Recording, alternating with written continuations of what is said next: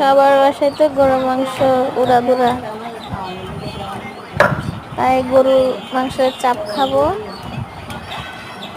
শাশুড়ি গরু মাংস থেতো করে দিতেছে, থেতো করা হলে মশলা মেখে ফ্রিজে রেখে দেব। বিকালবেলা তন্দুর রুটি আর গরু মাংস খাবো। দেখেন মাংসগুলো কীভাবে থেতো করছে, মাংস পিসগুলো ছোট ছিল, থেতো করাতে কত বড় হয়েছে। লবণ দিচ্ছি, লবণ, হলুদের গুঁড়ো,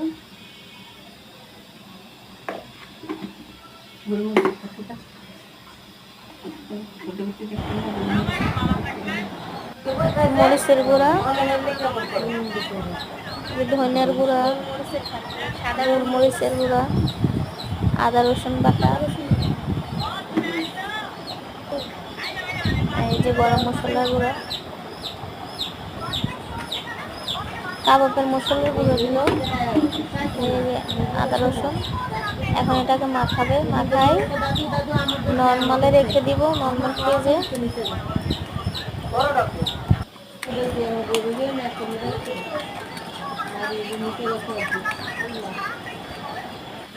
যে মাখা মুখার প্রসেস চলতেছে, ভালো করে মাখা দিচ্ছে আমার শাশুড়ি।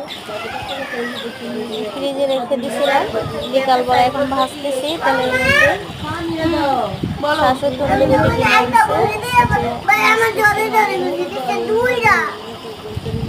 তন্দুরি রুটি আমরা খাবো। ছেলেকে আগে দিলাম, ছেলে বলছে খেয়ে বলতেছে এমনি অনেক মজা হয়েছে।